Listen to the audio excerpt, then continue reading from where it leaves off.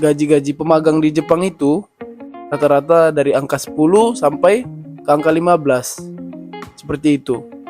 Itu gaji bersihnya. Kalau gaji kotornya mungkin bisalah sampai 20-an atau 21 kayak gitu.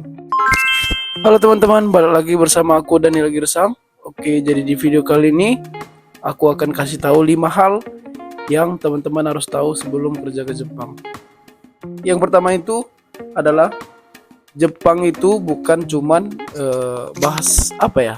Jepang itu bukan cuman tentang gaji doang gitu loh teman-teman. Kenapa? Karena banyak teman-teman yang berpikiran kalau udah kerja ke Jepang itu pasti bakalan kaya raya gitu. Pasti bakalan 1 tahun kerja doang udah bisa bangun rumah atau udah bisa beli mobil kayak gitu. Sama sekali nggak seperti itu ya guys. Tergantung teman-temannya itu cara pakai duitnya seperti apa gitu loh. Karena rata-rata gaji-gaji pemagang di Jepang itu rata-rata dari angka 10 sampai ke angka 15. Seperti itu. Itu gaji bersihnya. Kalau gaji kotornya mungkin bisalah sampai 20-an atau 21 kayak gitu. Bersih yang kita terima itu berkisar antara 10 sampai ke angka 15 seperti itu guys. Jadi teman-teman itu pasti sering lah lihat di TikTok kayak gitu kan, gaji sampai 30 kayak gitu atau 40 seperti itu. Itu kalau menurut aku ya, meskipun itu kontennya benar, tapi kalau menurut aku itu nggak ada itu. Selama di Jepang aku banyak teman-temanku juga di Jepang nggak ada yang pernah terima sampai gaji seperti sebanyak itu gitu. Nggak ada yang sampai menyentuh angka 30 atau 40 seperti itu, nggak ada. Itu yang pertama teman-teman. Oke, terus yang kedua itu ada teguran dari teman kerja atau dari atasan kita. Apalagi ketika kita baru bekerja di Jepang seperti itu. Jadi teman-teman jangan kaget, jangan langsung down kayak gitu pas pertama kali datang ke Jepang kayak gitu. Karena apa? Karena orang ini memang sistem kerjanya yang keras seperti itu. Memang udah terstruktur gitu. Jadi kesalahan sekecil apapun sebisa mungkin itu sebisa mungkin itu tidak kita lakukan begitu. Mustahil ya kan? Mustahil memang, tapi memang udah seperti itu sistem kerja mereka gitu loh. Mengurangi kesalahan sekecil apapun kayak gitu. Itu dia yang kedua. Terus yang ketiga itu adalah bahasa Jepang. Kenapa bahasa Jepang itu harus kita persiapkan sebelum kita berangkat ke Jepang? Karena kayak mana ya, nggak mungkin kita bisa kerja kalau kita nggak bisa bahasa Jepang kan gitu. Iya kan? Jadi bahasa Jepang itu sangat-sangatlah penting kayak gitu. Semisal nih si orang Jepangnya, si senior kita atau si atasan kita kayak gitu. Apalagi kayak kerja di lapangan kayak kami kan rata-rata orang-orangnya itu keras-keras kayak gitu.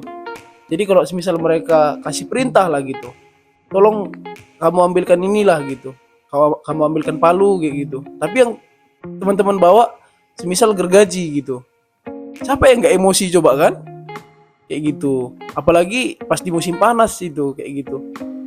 Pas di musim panas kita nggak ngerti apa yang mereka bilang, ya pasti mereka emosi kayak gitu. Makanya banyak kejadian itu di Jepang yang kepalanya dipukul lah pakai martil, yang kepalanya dipukul pakai ini, yang disepak lah apa segala macam.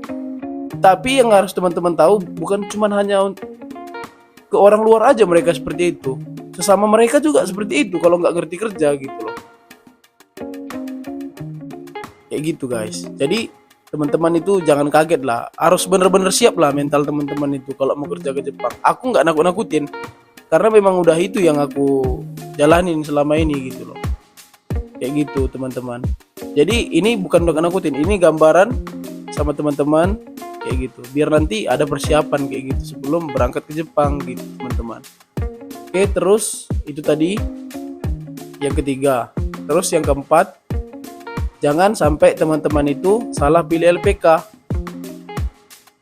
Jangan cuma lihat cepat berangkatnya doang gitu loh. Jangan cuma lihat biayanya doang kayak gitu.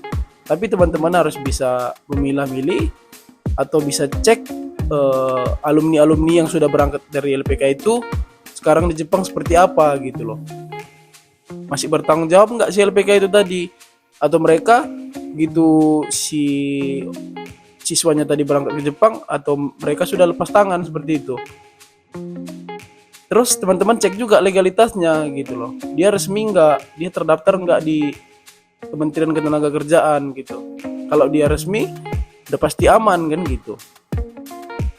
Itu tadi yang perlu teman-teman perhatikan kayak gitu, yang perlu teman-teman persiapkan kalau mau kerja ke Jepang. Jadi itu tadi yang keempat. Terus yang kelima, 3-6 bulan itu adalah masa-masa yang paling aku bilang ya, masa-masa yang paling berat kayak gitu. Karena apa? Karena di situ kita rindu rumah, kita beradaptasi, kita apalagi kita merasa kesepian gitu sendiri gitu kan, karena orang tua kita jauh kan gitu. Bukan bisa kita naik kereta api sampai begitu kan, bukan bisa kita naik bus berapa jam sampai gitu kan. Perlu biaya gitu kalau mau pulang, kekhawatiran kita sama orang tua kita kayak gitu kan. Itu di 3-6 bulan itu masa-masa yang paling berat menurut aku, karena aku juga ngalamin. Kebetulan aku di perusahaan ini sendirian ya guys, sampai sekarang hampir mau 3 tahun, hampir mau selesai aku 3 tahun ini aku sendiri. Dan itu memang aku rasakan gitu loh, 3-6 bulan itu masa-masa yang paling berat. Bayangin aja kita gimana ya, meskipun kita pernah kerja nih di Indonesia, tapi kan pekerjaan kita beda gitu loh sama yang di Jepang gitu. Kayak aku nih di lapangan kayak gitu kan, di bagian proyek-proyek lah gitu. Fisik juga kan, harus beradaptasi juga fisik, karena di Jepang ini bukan cuma 1 musim atau 2 musim, 4 musim kan. Kalau musim dingin, dinginnya nggak main-main. Kalau musim panas, panasnya nggak main-main ya kan. Jadi itu tadi yang perlu kita perhatikan gitu loh, yang perlu kita waspadai gitu, yang perlu kita lihat lagi gitu, kita pelajari gitu sebelum kita berangkat ke Jepang, seperti itu teman-teman. Jadi itu tadi 3-6 bulan itu masa-masa yang paling berat.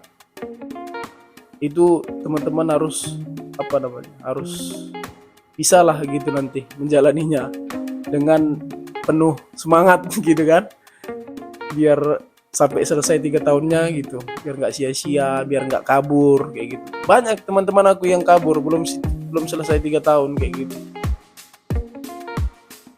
Jadi untuk menghindari itu, teman-teman persiapkanlah semuanya gitu. Terus dalam 3-6 bulan ini kan kita nih belajar nih bekerja, ya kan? Belajar memahami orang Jepangnya kayak gitu, macam-macam lah, belajar bahasa Jepangnya.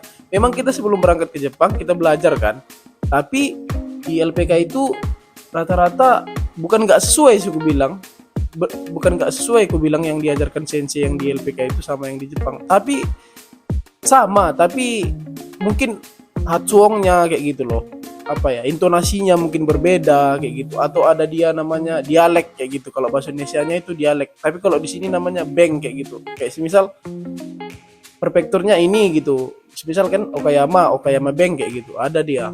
Jadi sedikit berbeda gitu kotobanya gitu, kosakata kan sedikit berbeda. Terus penempatan si partikelnya apa tadi gitu kan, mau berbeda dia. Kadang orang Jepang ini mau pakai partikelnya di akhir kayak gitu.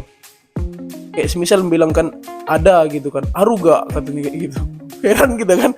Terus nanti dia bilang shiranai, sirang katanya. Pikir bahasa Batak ya kan. Kayak gitu teman-teman. Itu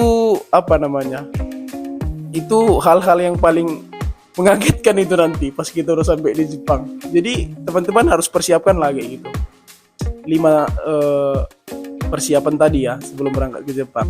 Yang 5 ini tadi bisa teman-teman cari lagi infonya lebih detail kayak gitu kan. Mungkin aku ini jelaskannya secara poin-poinnya aja gitu, nggak terlalu detail kan. Tapi kalau teman-teman merasa video aku ini bermanfaat, teman-teman jangan lupa like, comment, atau subscribe. Nanti kalau ada yang mau ditanyakan bisa tanyakan di kolom komentar, nanti aku jawab. Atau kalian bisa follow di Instagram aku di Daniel, L-nya 2 ya, Daniel Girsang. Nanti ada di situ tuh, keluar dia nanti. Kalian bisa DM aku untuk mengenal secara personal kayak gitu kan. Atau kalian bisa main ke TikTok aku juga, cari aja Daniel Girsang nanti keluar. Kalau ada yang mau ditanya bisa tanyakan di situ gitu, atau di kolom komentar langsung. Nanti aku langsung jawab ya guys. Oke, sekian video dari aku. Semoga video ini bermanfaat. Sampai jumpa.